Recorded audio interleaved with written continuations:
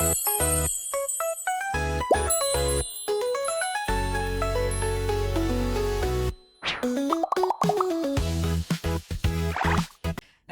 Safe Space, save me, save you, save us. Halo Savers, selamat datang. Udah lama nih kita gak ngobrol-ngobrol di podcast Elanga Safe Space.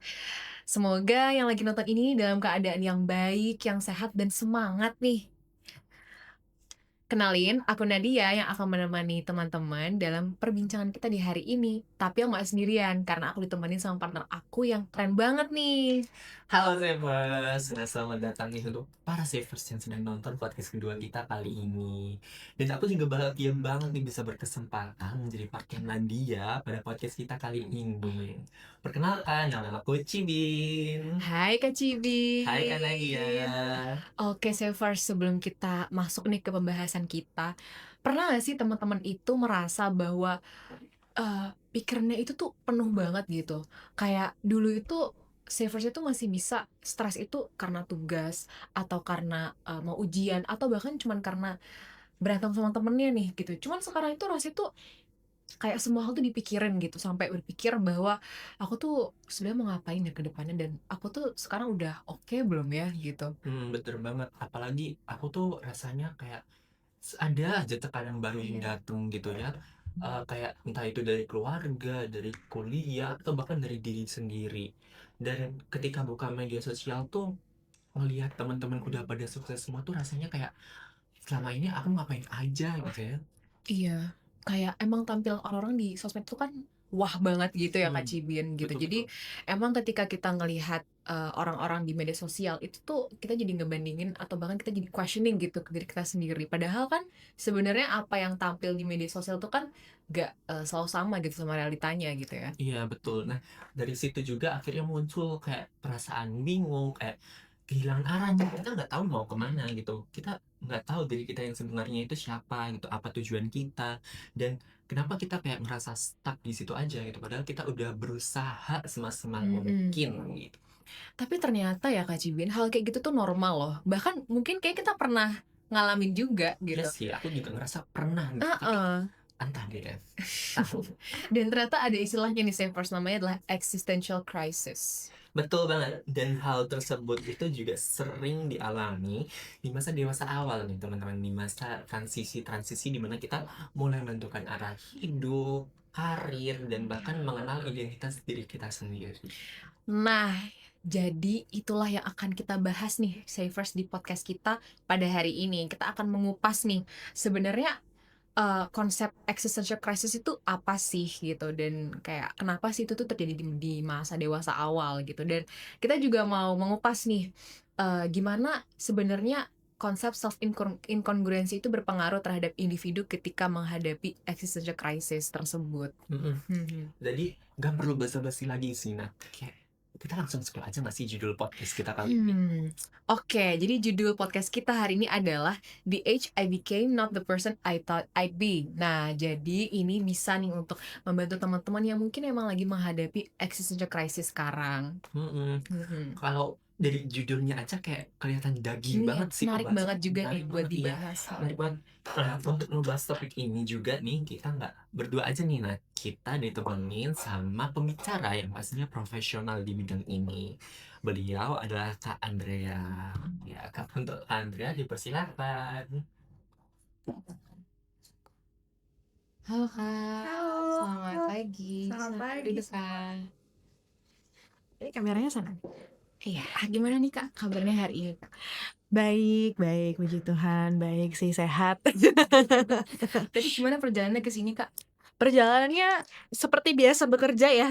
Jadi saya kan memang praktek juga di Unair juga, di UPP ya, kalau teman-teman tahu di psikologi. Jadi ya seperti berangkat bekerja seperti sebelum-sebelumnya. Hanya saja sekarang arahnya ke perpustakaan begitu. Mungkin Kakak boleh nih saya hai dulu ke teman-teman Savers yang lagi nonton. Hai Savers ya. Iya. Hai Savers. Salam kenal semuanya. Nah, Savers, sebelum kita lanjut ngobrol-ngobrol dengan Kak Andrea ini, Kak Andrea adalah seorang psikolog klinis remaja dan dewasa awal ya, Pak? Iya, remaja dan dewasa sebenarnya, nggak hanya dewasa awal. Oh, dan memiliki fokus pembahasan seperti overthinking, Betul, membangun rasa percaya diri, dan cinta betul, diri. betul. Nah, kalau boleh tahu nih Kak Andrea, kesibukannya akhir-akhir ini ngapain aja sih? Kesibukan akhir-akhir ini praktek ya, seperti biasa praktek, lalu ngisi beberapa psikoedukasi juga, lalu mengurus rumah tangga, ya seperti itu saja sih ya, gitu. Tapi sangat produktif ya. Ya syukurlah gitu ya. Oh iya Kak, jadi pembahasan podcast kita hari ini itu terinspirasi dari salah satu curhatan yang masuk di layanan curhatan anonim Erlangga Safe Space, yaitu Years on You Kak. Oke. Oke, saya izin bacain curhatannya. Boleh. Jadi, akhir-akhir ini aku merasa tertinggal, sangat amat tertinggal. Sehari-hari, aku hanya menyelesaikan tugas, diskusi kelompok, dan pulang ke kos. Dilanjut, aku harus belajar lagi yang secukupnya. Aku merasa tertinggal jauh dari teman-temanku yang sudah ikut kegiatan ini itu dan lomba ini itu. Terlebih, di fakultasku ini sangat terkenal dengan mahasiswanya yang social butterfly dan banyak gebrakan baru. Sedangkan aku sering merasa tidak berguna setiap hari. Aku merasa gagal, kehilangan semangat belajar, dan hilang arah nggak tahu kenapa. Baik di perkuliahan maupun di kehidupan sehari-hari, aku merasa stuck dan tertinggal. Aku juga merasa sendirian. Aku merasa nggak bisa fit in dengan pertemanan di perkuliahan. Semakin berjalannya hari, aku merasa kehilangan diri sendiri. Gimana ya caranya agar nggak terus-menerus merasakan seperti ini? Oke. Wah, kayaknya emang curhatannya relate banget ya Kak sama anak muda Iya. gitu terutama. Bahkan kadang kita tuh kalau misalnya lagi buka first account gitu Kak, kita tuh merasa down, insecure gitu dengan pencapaian teman-teman kita di IG mungkin, terus di feed gitu, bukan yang ngerasa termotivasi gitu. Iya. Nah, sebenarnya ini tuh apakah bisa dibilang sebagai bagian dari existential crisis Kak? Atau mungkin dari Kakak ada perspektif lain gitu soal ini? First account berarti ada second account ya? Iya. Itu saya juga sempat mempelajari tuh, ada second account, ada third account, ada fourth account. Oke. Krisis eksistensial ya. Pertama kita mungkin memahami dulu apa sih krisis eksistensial itu gitu ya. Jadi krisis eksistensial itu kan kondisi di mana seorang individu itu mempertanyakan kembali ya identitasnya itu apa sebenarnya, aku ini ngapain, aku ini gimana gitu. Nah awal mulainya krisis eksistensial ini itu dari krisis identitas. Nah krisis identitas itu ya salah satu faktornya adalah banyak hal yang mungkin muncul ya pada rentang usia ini gitu yang sedang dia jalani gitu ya. Banyak hal yang muncul, pilihannya banyak sehingga pada akhirnya bingung gitu mau memilih yang mana gitu. Nah, ini tuh juga kenapa kok dewasa awal ya kita sering ngelihatnya krisis eksistensial atau quarter life crisis itu kan banyak dibahas di rentang usia dewasa awal 18 sampai 25 tahun. Ini mungkin teman-teman yang psikologi ngerti juga. Kenapa? Karena memang kita ngomongin tugas perkembangan. Ya, kalau psikolog biasanya ngomonginnya tugas perkembangan dulu nih. Kliennya usia berapa gitu. Tugas perkembangan di usia itu apa gitu ya. Nah, tugas perkembangannya adalah yang pertama tuh memang ini mencari identitas ya, eksplorasi identitas yang pertama, eksplorasi identitas. Terus yang kedua itu ada ketidakstabilan. Jadi memang ciri khas ya, ciri khas itu dua ini yang selalu muncul itu adalah identitas, eksplorasi identitas dan apa tadi saya lupa lagi, ketidakstabilan. Terus apalagi ada fokus kepada diri sendiri. Jadi memang di rentang usia tersebut itu ada kecenderungan untuk lebih fokus kepada diri sendiri, membangun karir, membangun pertemanan, relasi romantis dan sebagainya gitu ya. Terus habis itu merasa di antara ya, jadi kan ini belum dewasa banget tapi belum sudah remaja, sudah lewat remaja tapi belum dewasa banget, jadi masih merasa bingung gitu, in between gitu. Terus yang terakhir adalah optimis yang mungkin cukup tinggi di rentang usia ini gitu. Tadi ada 5, identitas, eksplorasi identitas, ketidakstabilan, fokus pada diri sendiri, eee, terus optimis dan perasa di antara gitu ya. Nah, dari tugas perkembangan ini gitu ya, ini akan dilalui oleh semua orang. Saya pun juga melalui itu, ya, teman-teman pun juga melalui itu. Jangan khawatir karena ini adalah bagian dari, proses hidup ya, bagian dari kehidupan yang memang setiap orang akan mengalami itu, akan mengalami hal-hal yang tidak pasti, rasanya bingung gitu ya, itu. Nah, cuman overcome-nya itu kan tergantung, balik lagi ke individunya gitu ya, balik lagi ke individunya seperti apa, apakah dia akhirnya mampu melalui proses ini atau enggak, gitu. Nah, karena tahapan, tugas perkembangannya tadi sudah seperti itu, terus, mungkin banyak opsi juga ya dan, kita kan hidup juga punya pola ya. Setiap individu itu punya pola yang terbentuk sejak dia kecil gitu. Jadi faktor-faktor tadi yang saling mempengaruhi gitu ya, kalau misalnya tidak tidak terselesaikan dengan baik gitu, itu bisa memunculkan krisis gitu. Oh, jadi existential crisis ini memang di saat dimana seseorang tuh memiliki banyak pilihan gitu ya. Yes, banyak pilihan dan dia juga, mungkin bingung ya dengan, tugas perkembangannya ini kan ada banyak ya gitu dan tidak stabil gitu ya, kayak mau apa nih gitu ya, pengennya gimana nih, itu kan masih belum belum mateng gitu memang pada rentang usia ini gitu.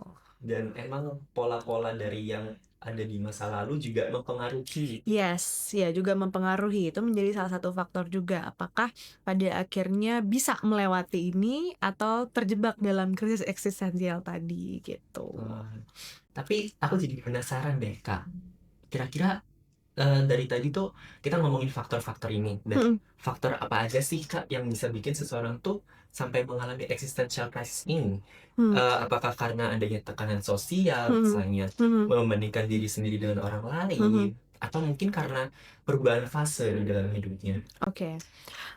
Yang pertama, pola yang dibawa tadi ya, dari kecil tuh kita punya pola apa aja. Pola-pola ini kan mencakup attachment, ya, mencakup, gimana cara kita ke orang lain, gimana cara kita menerima pendapat orang lain gitu ya, gimana cara kita, memilih, mengambil keputusan gitu ya. Itu kan pola yang sudah terbentuk dari kecil.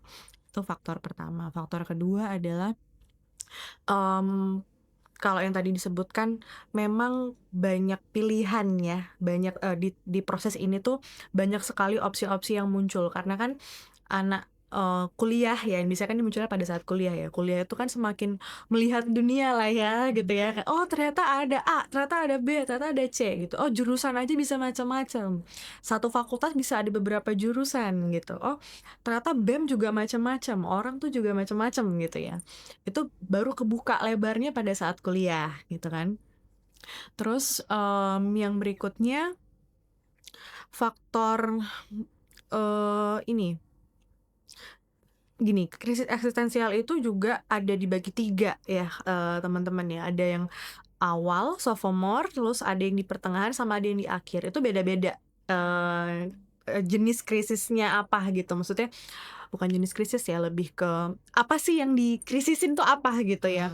Kayak yang pertama tuh mungkin kayak, mmm bingung gitu ya, jurusan ini bener atau enggak gitu ya waktu awal-awal gitu ya. Terus, kalau misalnya ikut, ini mending aku ikut kepanitiaan atau mending aku ikut, mawapres gitu ya, atau mending aku ikut apa. Jadi dia mau mengambil, jalan yang kayak gimana nih gitu. Itu di awal biasanya. Terus nanti di tengah ada lagi nih krisisnya beda lagi gitu ya, tentang, oh masa depan gitu ya, oh masa depan tuh gimana ya, aku mau kerja apa ya gitu, relasi romantis mulai muncul di sini gitu ya. Terus nanti yang, ketiga yang udah mulai dewasa dewasa akhir-akhir 20-an gitu, itu mulai ke, pernikahan, moral, agama, dan sebagainya, lebih ke arah sana. Jadi beda-beda gitu. Jadi itu juga bisa, faktor-faktor itu ya, maksudnya lingkungan juga bisa mempengaruhi, seorang itu bisa masuk ke eksistensial krisis atau enggak, gitu. Terus jadi saling mempengaruhi sebenarnya, macam-macam apapun yang ada di sekeliling kita tuh bisa mempengaruhi, apalagi ada media sosial. Ya, yang seringnya terjadi itu tuh di media sosial sebenarnya dia sudah tahu apa yang dia inginkan. Dia sudah tahu bahwa oh aku punya kelebihan di sini, aku punya kelemahan di sini. Tapi ketika melihat media sosial, gini, media sosial itu kan memang didesain untuk orang itu update, ya. Pasti update. Nggak mungkin nggak, kalau nggak update, oh ya nggak apa-apa sebenarnya gitu ya. Cuman kebanyakan akan mengupdate. Ada tendensi untuk update apa yang lagi terjadi di kehidupan mereka gitu. Nah, tapi kadang kita lupa nih dengan si maksud dari media sosial itu, sehingga ketika melihat media sosial tuh bawaannya minder. Terus kok teman-temanku udah A B C D, aku belum, tadi ya sesuai dengan apa namanya, keluhannya juga ya. Kok aku belum gitu, kok aku nggak bisa. Nah ini mungkin sebenarnya udah biasanya udah ngerti gitu ya, tapi tidak percaya diri. Nah itu juga bisa berpengaruh gitu ya. Tidak percaya diri, pada akhirnya ya udah terjebak dalam krisis itu gitu. Kayak gitu sih. Jadi berarti emang ternyata di fase ini tuh bahkan ada step-stepnya lagi gitu ya, Kak? Ya ada apa namanya, kayak kalau pertama krisis eksistensial tentang ini, habis itu kedua apa, ketiga apa gitu. Gitu. Mm-mm. Berarti existential crisis ini tuh dia tuh lebih kompleks gitu ya daripada yang kita lihat. Sebenarnya jauh lebih kompleks ya kalau kita melihat lagi secara dalam gitu ya, macam-macam sebenarnya. Apa sih yang dikeluhkan tuh, apa sih, itu beda-beda di rentang usia tertentu gitu. Tapi nih Kak, kalau misalnya seseorang tuh emang lagi mengalami itu dan mungkin belum bisa mengidentifikasi juga lagi di tahap yang mana. Nah, apakah ketika seseorang ini emang lagi masuk ke fase existential crisis ini, itu tuh benar-benar cuman merasa bingung aja, ataukah orang ini juga bisa apa ya Kak, merasa bahwa itu mengganggu kesehariannya gitu, sehingga merasa draining gitu dengan mental. Oke, good question. Tubuh kita tuh unik ya, tubuh kita nih luar biasa dan selalu akan memberikan alarm. Ya, jadi ada masalah sedikit, tubuh kita ini akan ngasih alarm. Jadi apa sih tanda awalnya gitu ya? Tubuhmu tuh pasti ngasih tanda kok.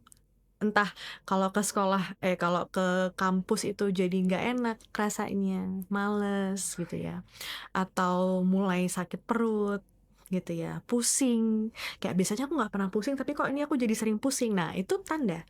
Kadang kita sering mengabaikan itu gitu ya. Padahal sebenarnya, oh mungkin ini pertanda bahwa there is something wrong with me gitu. Apa ya? Nah itu baru kita cari tahu gitu. Tapi awal tuh pasti tubuh tuh ngasih tanda kok. Entah itu pusing, entah itu capek, jadi lebih capek daripada biasanya gitu ya. Terus mungkin lebih sensitif ya, kalau orang ngomong apa dikit udah rasanya tuh wah gitu. Dan kalau perempuan biasanya ini tidak dalam fase menstruasi gitu ya, di luar fase menstruasi gitu. Nah itu bisa menjadi tanda-tanda yang oh apa nih, ada apa nih gitu. Itu yang kadang kita sering abaikan, atau kita sering oh ya udah aku nggak apa-apa kok gitu. Itu awalnya sebenarnya yang cukup sering dilupakan. Gitu. Jadi emang tubuh kita tuh sebenarnya sering ngasih tanda-tanda gitu ya. Sekedar yang emang sudah biasa terjadi di dalam kita tuh bisa aja itu tanda bahwa emang ada sesuatu yang bahaya nih dalam kita sendiri gitu. Mungkin bukan bahaya ya, kayak berpotensi membahayakan gitu. Berpotensi membahayakan apa gitu, apakah ada yang tidak sesuai, apakah ada yang membuat tidak nyaman gitu. Itu tubuh tuh akan ngasih alarm biasanya. Gitu. Ngomong-ngomong soal fase kehidupan juga nih Kak, aku jadi keinget satu hal bahwa banyak banget anak muda sekarang itu merasa lagi ada di masa-masa transisi ke dewasa awal, ya, yang sering orang-orang sebut itu adulting. Yes.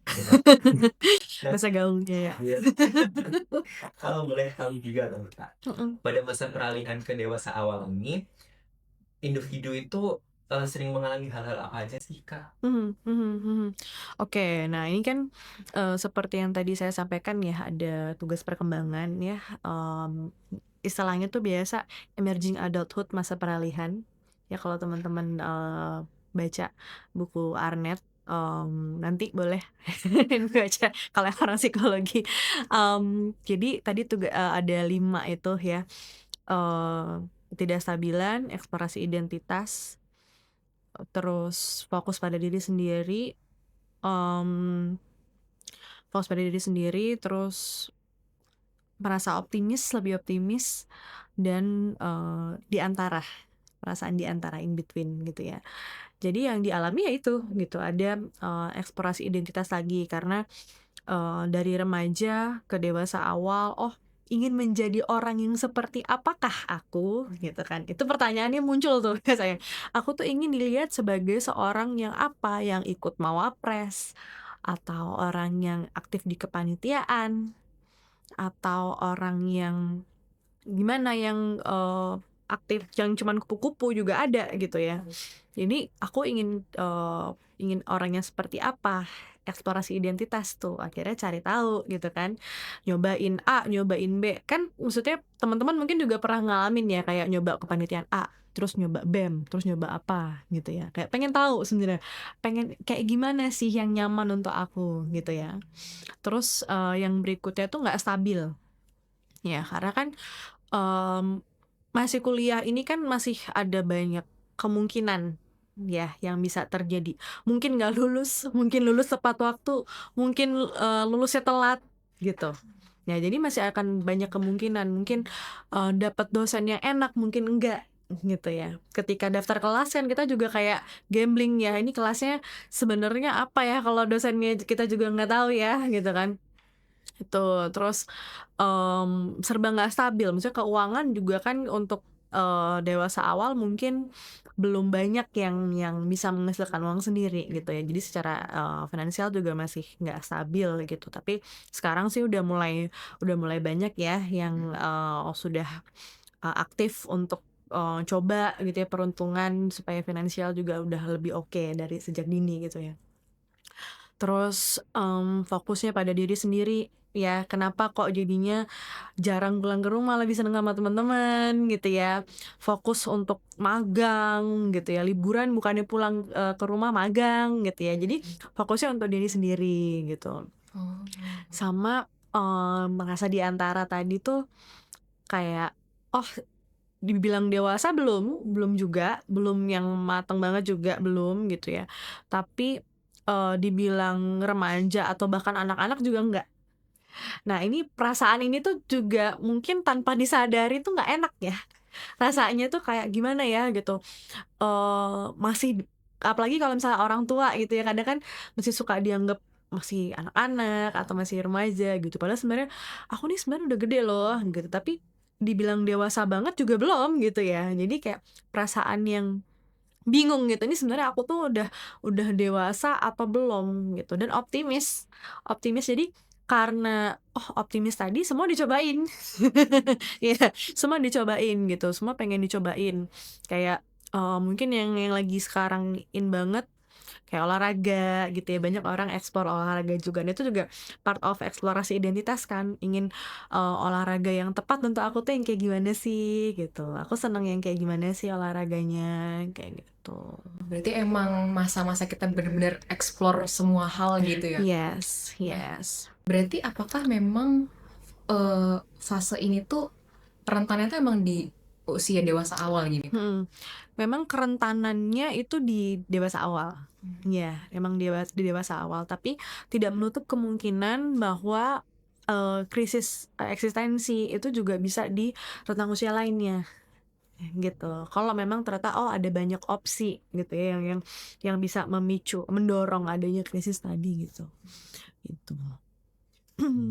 Jadi emang bahkan bukan hanya dewasa awal gitu ya Kak, tapi mungkin rentan usia yang emang udah lebih dari 25 mungkin, atau bahkan ada yang di bawah 18 tahun gitu. Rasanya kayak jadi itu orang-orang tuh terus berusaha jadi versi terbaik diri sendiri di saat emang lagi ada masa-masa eksistensi ini hilang gitu. Tapi di sisi lain juga ngerasa ke bawah jauh dari apa yang kita harapkan selama ini. ada semacam pertentangan batin gitu antara realita dan ekspektasi diri. Nah Kak, dari pembahasan tadi juga aku jadi ingat satu istilah yang sering memang dikaitkan dengan eksistensi krisis ini, yaitu adalah self incongruency.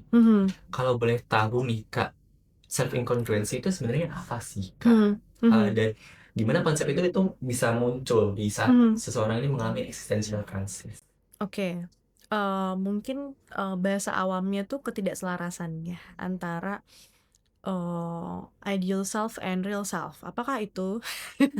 Nah, gini, sebenarnya itu agak beda konsep ya dengan eksistensial gitu. Karena gini, perspektif itu menganggap bahwa ketidakselarasan antara diri kita saat ini dan apa yang kita harapkan itu bisa memunculkan suatu hambatan ya, kayak misalnya jadi cemas gitu ya, jadi rentan terhadap gangguan psikologis gitu. Nah itu. Dan ketidakselarasan itu tuh biasanya juga karena ya ada gap ya, of course ada gap antara apa yang kita inginkan dan apa yang sedang kita jalani saat ini, dan juga ada dari mungkin pola-pola kita sebelumnya membuat kita pada akhirnya ingin hidup yang kayak gimana, idealnya itu kayak gimana sih gitu ya. Dan sedangkan yang kita jalani sekarang tuh gimana gitu. Nah, ketidakselarasan ini ditambah banyak opsi gitu ya, itu bisa membuat pada akhirnya, oh ya aku bingung nih sebenarnya aku tuh harus gimana gitu, karena kondisi realku sekarang gini nih, sedangkan yang aku inginkan aku tuh kayak gini gitu. Nah itu sih yang pada akhirnya mendorong untuk ada krisis lagi gitu. Berarti emang kedua itu emang saling menguatkan gitu ya, saling mengaruhi. Bisa saling mempengaruhi gitu. Jadi kayak krisis yang karena ketidakselarasan tadi membuat pada akhirnya bingung juga, aku tuh harus kayak gimana jadinya, karena realita aku gini, padahal sebenarnya aku tuh punya idealnya tuh yang kayak gini loh, harusnya aku tuh kayak gini loh gitu. Berarti dengan adanya dua kondisi tadi tuh ya Kak, kira-kira sebenarnya sejauh mana sih sebenarnya dari ketidakselarasan itu dan kemudian konsep di krisis eksistensi itu bisa mempengaruhi seorang gitu Kak? Oke. Kalau tidak selaras ya, misalnya apa yang dia jalani dengan apa yang dia inginkan gitu ya, sangat mungkin untuk nggak mau ya, atau maksudnya menolak gitu ya, menolak realitanya tuh gimana gitu. Jadi mengabaikan apa yang sebenarnya harusnya dia jalani atau selesaikan gitu. Terus bisa sampai seperti itu gitu ya. Terus juga jadinya berpikirnya akan idealnya terus, tapi tidak menyadari kondisi realnya tuh gimana. Jadi kayak daydreaming ya mungkin ya, kayak aku tuh pengen gini. Jadi ujungnya yang dilakukan di sekarang nggak terlaksana nih, karena fokusnya ke hal yang lain yang sebenarnya mungkin itu berbeda gitu dari yang dijalani sekarang gitu. Itu sih mungkin ya ke arah sana. Jadi yang ini mungkin yang paling sering terjadi itu adalah mahasiswa-mahasiswa baru gitu ya Kak, dimana mereka emang ngikutin temennya, ikut ini, FOMO aja gitu misalnya. Nah setelah dengar Kak Andrea gitu agak mengkhawatirkan juga ya kalau emang nggak ditangani dengan baik gitu. Aku mau nanya lebih dalam nih Kak. Boleh. Kan ada keterkaitan ya antara self incongruence ini dengan krisis eksistensi. Banyak orang itu berpikir bahwa nilai kita tuh ditentukan dengan pencapaian dan validasi sosial tuh. Kayak dari lingkungan sekitar misalnya. Iya. Nah, bagaimana sih Kak kita itu menanggapi hal ini dan apakah persepsi ini tuh harus diluruskan? Oke, ini cukup kompleks ya sebenarnya, karena ini juga akan berkaitan dengan pola-pola tadi yang sudah terbentuk ya, kayak kok seorang bisa beranggapan bahwa misalnya kita tuh hidup based on validasi sosial, nilai-nilai yang benar sih, ada nilai-nilai yang mesti kita taati ya, kebudayaan gitu yang mesti kita ikuti juga gitu ya. Tapi kalau kita pada akhirnya menggantungkan apa yang kita lakukan dari validasi gitu ya, dari apa yang menurut orang lain benar gitu, itu kan juga capek ya. Itu juga capek. banget. Dan ini sebenarnya kompleks gitu ya, kompleks dimana biasanya memang ketika seorang itu pada akhirnya meminta bantuan itu dalam kondisi yang tidak kongruen, tidak selaras gitu ya, apa yang diinginkan dengan apa yang terjadi gitu. Pertama adalah dengan membantu menyadari dulu gitu bahwa apa sih yang seharusnya dilakukan tuh apa gitu, kayak oh ada gapnya tuh di mana gitu. Jadi mungkin awalnya itu karena ini cukup kompleks, ini kan akan berkaitan dengan pihak-pihak lainnya gitu ya, akan berkaitan dengan pihak-pihak lainnya gitu. Jadi yang pertama sebenarnya meningkatkan kesadaran dulu nih si individunya gitu ya, bahwa oh ada gap, ternyata ada gap, dan itu harus diakuin. Itu harus diakuin dulu bahwa oh ada gap nih, bahwa yang aku inginkan dengan yang aku jalani itu beda. Dari situ baru akhirnya bisa berangkat. Kalau di situ belum clear bahwa ada gap, akan susah berangkatnya ke proses berikutnya gitu. Jadi yang pertama sebenarnya kesadaran dulu, awareness dulu bahwa ada gap, ada hal yang perlu diluruskan gitu ya. Dari situ baru akhirnya bisa menjalani prosesnya gitu. Itu sih. Berarti emang perlu sadar dulu ya, Kak, dan menerima Kesadaran dulu, keadaan ada heeh, gapnya heeh. gitu. Itu pahit ya. Ini adalah kenyataan yang pahit, ini adalah hard truth, tapi ya semua orang mengalami krisis itu gitu ya. Dan ini bagian dari kita menuju menjadi yang lebih baik gitu ya. Jadi menyadari bahwa ada gap tadi pahit memang, cuman itu salah satu hal yang membantu untuk ke tahapan berikutnya gitu. Berarti itu harus duduk dulu ya. Duduk dulu, bicara dulu dengan kepahitan itu, bahwa oke, ini memang pahit, ini memang nggak enak gitu, dan itu susah.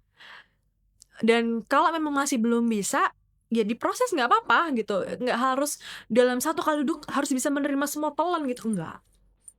Jadi memang itu butuh waktu ya untuk pada akhirnya benar-benar bisa oke, memang ini berbeda nih gitu ya, emang ini tidak selaras nih gitu, dan ya udah nih apa yang bisa aku lakukan nih ke depannya gitu. Jadi memang kadang butuh waktu, dan nggak apa-apa kalau butuh waktu untuk bisa duduk bersama dengan itu gitu.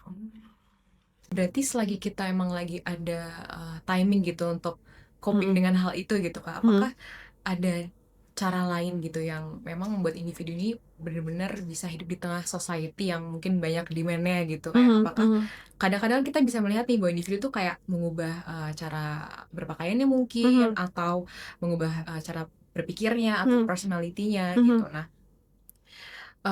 bahkan sampai individu ini berpikir untuk menyesuaikan dengan kehidupan sosialnya gitu kan. Nah, itu gimana sih supaya nggak gambling di situ gitu? Oke. Jadi sebenarnya untuk menyesuaikan diri, beradaptasi itu memang penting ya. Jadi kalau misalnya kita menyesuaikan dengan kita lagi ada di mana gitu ya, itu memang penting dan bagus untuk adaptasi sebenarnya. Tapi kalau itu membuat kita jadi kehilangan diri kita sendiri gitu ya, jadi ngikutin terus nih ya, nggak tahu nih sebenarnya aku tuh apa sih pengennya gitu ya, tadi krisis tadi, ya berarti perlu ada suatu aksi gitu ya, perlu ada suatu aksi. Nah, yang mudahnya sebenarnya pertama itu aware, tapi aware-nya tuh lebih ke tanda-tanda apa sih yang dimunculkan oleh diri nih. Misalnya kamu ke kampus gitu ya, terus nggak nyaman gitu, terus nggak enak, atau mungkin dengan pertemanan seperti ini membuat kamu jadi nggak nyaman. Biasa tanda-tanda apa tadi yang dimunculkan oleh tubuh gitu ya. Itu sih paling pertama sebenarnya, yang paling gampang gitu ya. Itu melihat dulu, menyadari dulu ada tanda-tanda apa. Lalu yang berikutnya, apakah bisa untuk kamu mengevaluasi kembali nilai-nilaimu yang selama ini kamu punya gitu. Jadi kayak sebenarnya aku tuh pengen apa sih duduk sendiri dengan diri sendiri untuk tanya kepada diri sendiri, sebenarnya kamu tuh pengennya apa? Nah, ada yang bisa, ada yang nggak bisa sendiri ya. Kalau memang ternyata kamu sudah mencoba dan kamu ternyata susah untuk duduk sendiri dengan dirimu dan mempertanyakan kepada dirimu sendiri gitu, it's okay untuk meminta bantuan profesional gitu. Bukan berarti ketika ke profesional hanya untuk itu terus udah langsung ada gangguan tuh enggak gitu ya. Memang terkadang perlu dibantu menguraikan aja tuh benang-benang kusutnya tuh diuraikan lagi gitu. Belum tentu gangguan gitu. Jadi nggak apa-apa kalau memang ternyata udah coba untuk duduk sendiri nggak bisa nih, aku tetap nggak nemu nih pengennya apa. Nanti oleh profesional bisa dibantu gitu dengan teknik-teknik macam-macam gitu ya tekniknya ya, untuk terapi ya gitu. Jadi itu sih evaluasi nilai juga gitu ya. Atau bahkan bukan evaluasi ya, cari tahu dulu ya nilai apa sih yang sebenarnya penting untuk hidup kamu gitu ya. Apa sih yang sebenarnya penting gitu. Lalu apakah yang menurutmu penting itu sekarang sudah dijalankan atau justru berbeda yang dijalankan dengan apa yang menurutmu sebenarnya penting gitu. Itu kan jadi kelihatan, oh ada gap lagi. Oh dicoba dievaluasi lagi gitu. Oh kira-kira sebenarnya aku tuh nggak pengen yang ini, aku pengen yang ini gitu kan. Jadi lebih paham gitu ya bahwa oh ternyata aku tuh kayak gini gitu. Dan sebenarnya menguatkan ya ini cukup kompleks juga ya caranya, tapi menguatkan pandangan yang positif terhadap diri sendiri gitu ya, bahwa kadang tuh kalau lihat media sosial bawaannya tuh minder aja gitu kan, kayak A udah begini, B udah begini gitu. Kita lupa kalau setiap orang tuh udah punya jalannya sendiri ya, dan setiap orang itu punya kekuatan dan kelemahan. Tapi biasanya sih saya nggak ngomong kelemahan ya, tapi hal yang bisa dikembangkan. Karena apa? Apa yang kamu anggap lemah hari ini, 5 tahun ke depan bisa jadi kuat kalau diproses, dilatih gitu. Jadi sebenarnya kelemahan-kelemahan yang kita anggap sekarang itu nggak bagus itu bisa bisa jadi bagus gitu. Jadi apa yang masih bisa dikembangkan dan kekuatan itu juga dikuatkan, kesadaran akan itu bahwa tiap orang tuh pasti punya kekuatan, nggak mungkin nggak. Kadang tuh kita kayak enggak ada, tulis kelebihannya apa, nggak punya. Nah ini nih pasti ada. Jadi pasti ada. Ngomonglah positif dengan dirimu sendiri ya, karena itu akan banyak mengubah cara pandangmu terhadap dirimu sendiri gitu. Dan itu akan membantumu untuk melalui proses-proses yang menyakitkan itu gitu. Akan membantumu untuk duduk dengan oh realita tuh begini gitu. Tapi aku punya apa? Aku punya ini gitu. Untuk bisa membantu aku melalui kepahitan-kepahitan itu gitu. Itu sih. Jadi emang ketika kita memang sudah ngikutin arus aja gitu, kita Hmm. dan merasa bahwa kita mulai kehilangan diri sendiri, kita perlu sadar dan duduk dengan diri kita sendiri, membicarakan ini dan mengevaluasi nilai diri kita sendiri gitu. Dan emang ternyata ke profesional aja tuh belum tentu gangguan. Yes. Itu yang sering kali orang-orang tuh salah berpikir gitu ya. Jadi selanjutnya nih aku mau nanya nih tentang gimana sih terkadang kan sebagai dampak nih dari kita membandingkan diri kita sendiri dengan Yeah. orang lain gitu ya. Beberapa orang tuh cenderung berpikir bahwa kita kalah di saat kita kalah dengan orang lain, itu kita menjadi orang yang gagal. Oke. Nah, kalau dari Kak Adriana sendiri nih, Kak, strategi apa sih yang menurut Kakak tuh paling efektif untuk menghadapi pemikiran ini gitu supaya kita tidak merasa seperti ini lagi? Oke. Mungkin disclaimer dulu ya. Ketika kita ingin mengganti pikiran kita yang lama dengan pikiran yang baru itu tidak sebentar. Jadi itu perlu waktu untuk diulang terus. Jadi jangan capek untuk mengulang pemikiran yang berbeda atau insight-insight yang berbeda yang ingin kalian rubah gitu ya. Kak, untuk ketika ketinggalan jadi gagal gitu ya. Ya, sebenarnya dengan merubah mindset tadi bahwa sebenarnya gini ya, gagal itu kan nggak apa-apa ya. Kalau Ya. tentang kegagalan ini loh yang terkadang membuat orang itu jadi, "Aku takut gagal, aku nggak mau gagal." Padahal sebenarnya gagal itu nggak apa-apa. Gagal tuh nggak apa-apa, asal tidak gagal berkali-kali, ya. Jadi gagal itu nggak apa-apa, tapi apa yang kita pelajari dari kegagalan itu, supaya kita tidak gagal lagi. Bukan takut gagal atau nggak mau gagal. Kalau misalnya memang harus gagal, oke, apa yang bisa dipelajari? Ini yang kadang suka susah gitu ya. Belajar dari kegagalan itu kayak nggak mau gitu, kayak nggak mau, pakai ini berhasil. Oke, pengen berhasil itu bagus, it's a good thing gitu. Kalau berhasil bagus gitu. Cuman kalau gagal juga sebenarnya nggak apa-apa, asal kita belajar supaya ke depannya tidak terulang lagi. Gagal nggak apa-apa, tapi kalau gagal berkali-kali dengan kesalahan yang sama, itu baru nggak boleh. Berarti kita tidak belajar. Ya, tapi kalau gagal sekali sebenarnya nggak apa-apa. Sebenarnya nggak apa-apa. Itu yang membuat orang tuh jadinya nggak mau gitu, karena kayak kenapa gagal itu gitu. Padahal sebenarnya nggak apa-apa gagal, asal tidak berkali-kali tadi ya, asal tidak berkali-kali. Kalau berkali-kali dengan kesalahan yang sama, dievaluasi kok sama, nah apa nih yang salah gitu ya.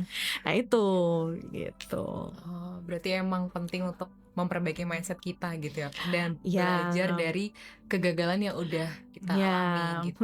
kayak tadi gagal tuh pahit kan. Pahit. Pahit itu ya sudah, kalau memang itu terjadi, kita tidak bisa merubah yang kemarin, kita hanya bisa merubah hari ini gitu. Kalau memang gagal, oke, kemarin mungkin ada yang salah gitu, tapi hari ini bukan berarti terus gagal terus gitu kan. Kadang yang membuat orang pada akhirnya down adalah satu kegagalan ini itu memang mungkin diproses ya, tapi jadinya tidak bangkit lagi gitu. Jadi kegagalan ini membuat akhirnya gagal, semuanya gagal. Padahal enggak, belum tentu semuanya gagal gitu. Jadi emang kalau bahas gagal itu kadang tuh timbul karena ini ya Kak, karena adanya tekanan, karena adanya ideal self kita dan real self kita itu mungkin ada gap gitu, sehingga kita punya tekanan yang lebih besar, sehingga rasa takut gagal itu kan jadi lebih besar gitu. Nah, jadi gimana sih supaya kita tuh nggak begitu tertekan gitu, mungkin dengan adanya ideal self kita dan real self kita gitu kan. Oke, sebenarnya tadi nggak hanya dari diri kita sendiri ya, tapi juga pola-pola tadi ya, kembali lagi, pola-pola itu kan kita bawa terus ya, pola yang kita terima, yang terbentuk sejak kita kecil itu ya, itu juga shape the way we think of failure gitu ya. Jadi itu juga berpengaruh, dan lingkungan tempat kita berdiri juga berpengaruh gitu. Jadi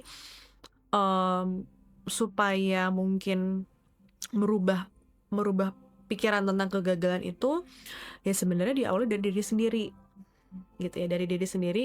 Kalau memang ternyata lingkungan itu berpendapat, lingkungan sekitar kita tuh berpendapat bahwa kegagalan itu nggak boleh, kan kita itu nggak bisa kontrol ya itu ya, kita nggak bisa kontrol itu. Jadi apa yang bisa lebih dikontrol dan bisa menguatkan kita adalah kita ke diri kita sendiri, itu yang harus dikuatkan.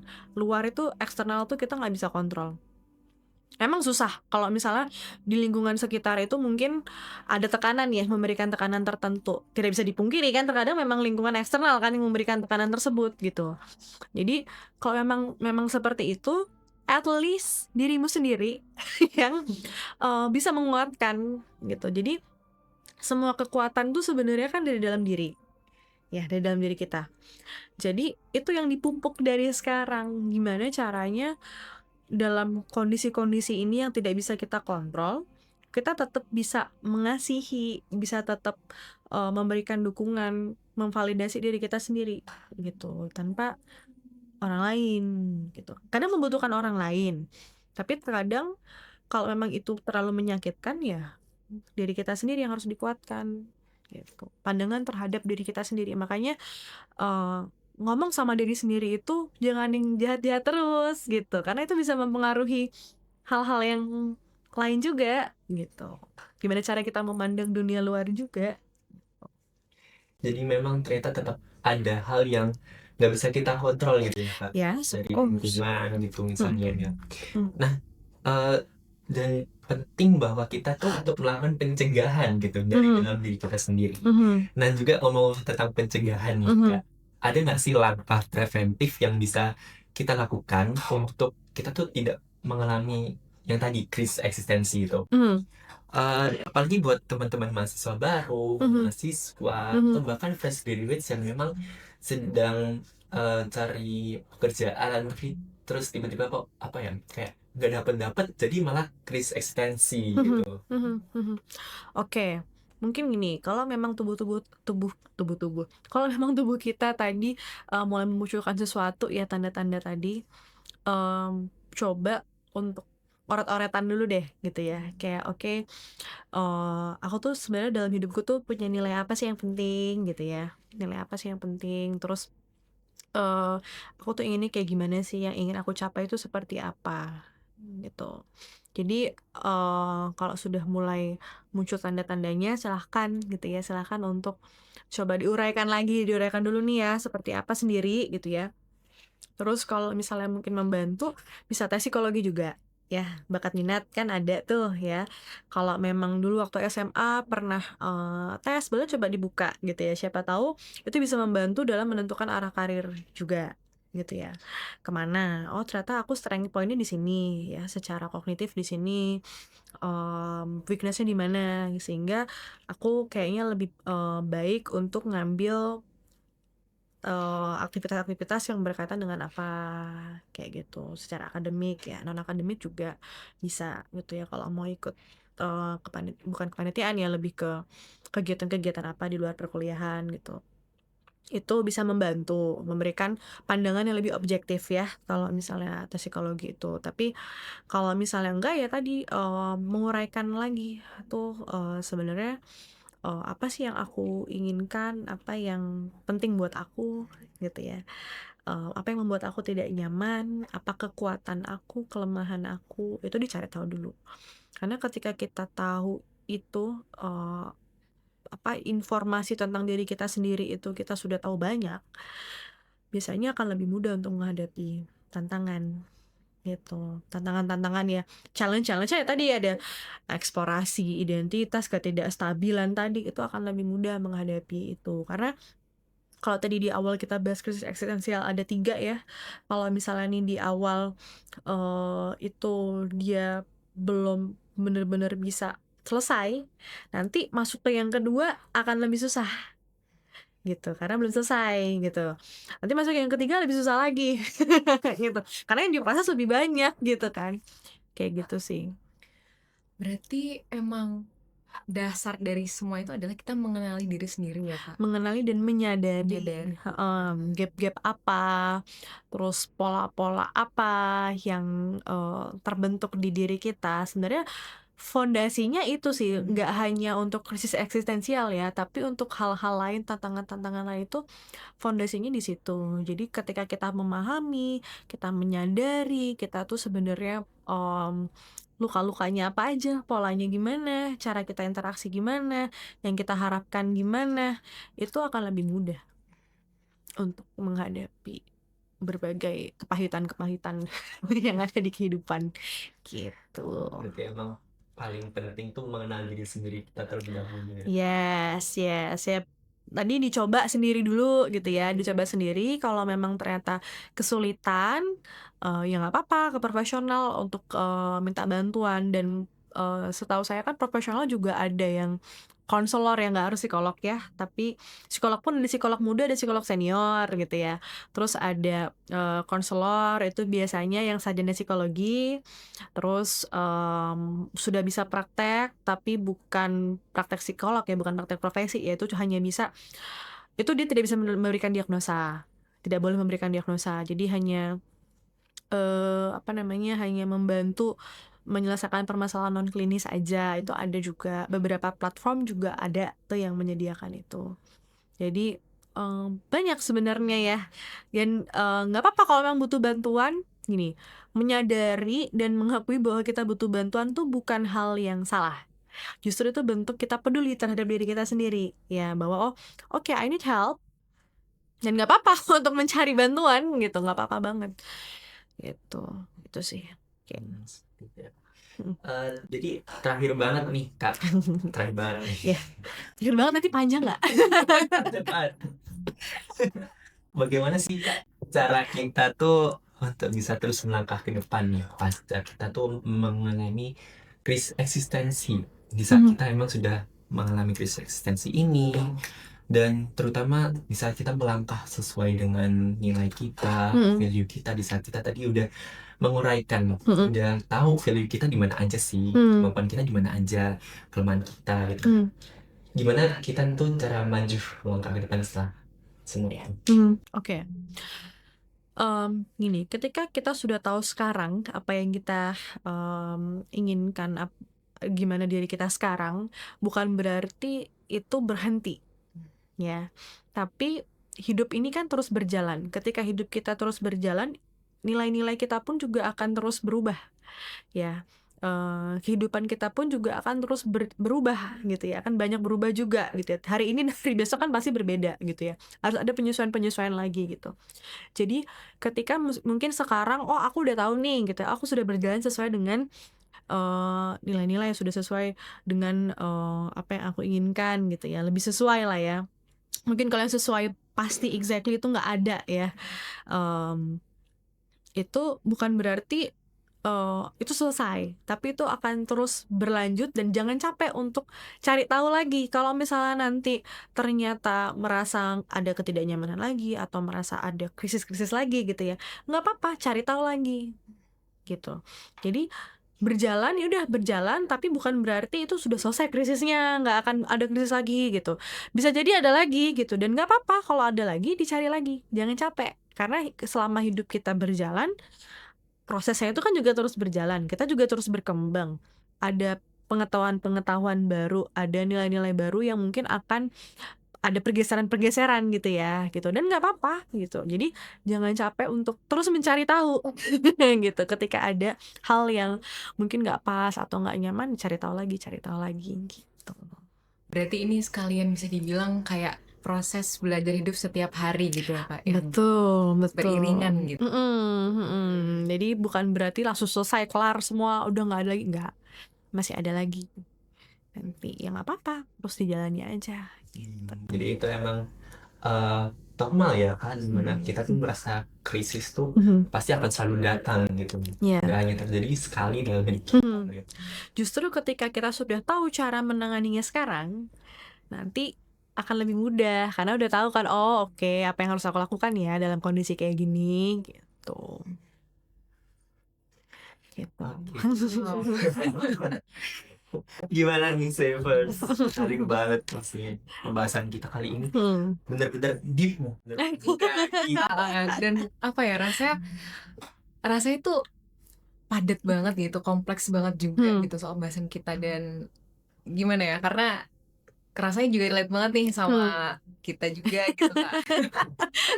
Intinya memang ini tuh kompleks ya, jadi Iya. tidak hanya tentang diri kita, tapi juga tentang hal-hal lain di sekitar kita gitu. Jadi kalau kita mau selesaikan semua, jelas itu rumit dan sulit gitu ya. Tapi yang bisa kita lakukan sekarang, yang dikuatkan apa? Paling bisa dikuatkan apa sekarang ya? Diri kita sendiri. Diri kita dulu yang dikuatkan gitu. Menyadari, mengakui gitu. Mencari tahu gitu. Jadi proses itu emang sekaligus bentuk kita untuk menerima diri kita yang lagi memasuki terutama di masa dewasa awal gitu ya. Ya memang dewasa awal tuh banyak pilihan, banyak opsi ya tuh. Jadi sangat rentan dan nggak apa-apa, memang itu dilalui oleh setiap orang. Memang ketika semua masalah datang tuh kita harus memperkuat diri kita sendiri. Pertahanan pertama itu diri kita sendiri gitu. Iya. Emang ya, kita harus selalu kuat ya Kak setiap hari. Nggak harus selalu kuat ya, kadang bersedih nggak apa-apa ya. Bersedih itu tidak salah ya. Bersedih itu tidak salah, itu justru kalau orang tidak bisa bersedih, justru itu yang salah. kalau Oh tidak bisa iya. bersedih, ya kan? Itu. Tapi bersedih itu nggak apa-apa, tapi kan semua ada porsinya gitu. Bukan nggak boleh bersedih, bukan harus selalu kuat, enggak. Sometimes capek, ya udah kalau capek ya nggak apa-apa, oke? Jangan expect kita akan selalu tahu dan akan tahu dalam waktu yang cepat gitu, Mhm. akan selesai dalam waktu yang cepat. Ya memang pelan-pelan. Memang pelan-pelan, bertahap.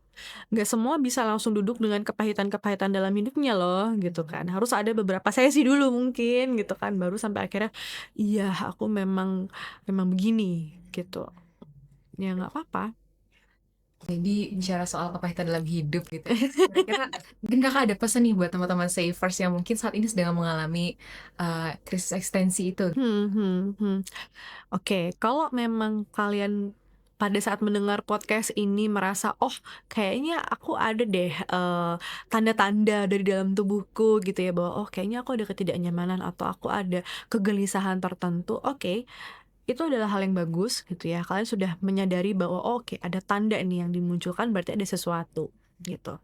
Nah tadi coba cari tahu dulu gitu ya, sesuatunya tuh apa, lalu coba cari tahu lagi, oh ada nilai-nilai apa sebenarnya yang aku inginkan, gimana realitaku, gimana gapnya ada di mana gitu.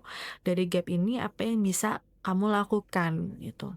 Tapi kalau ternyata kamu kesulitan, it's really okay untuk pada akhirnya ke profesional untuk menguraikan benang-benang kusut itu gitu. Nggak apa-apa banget gitu ya.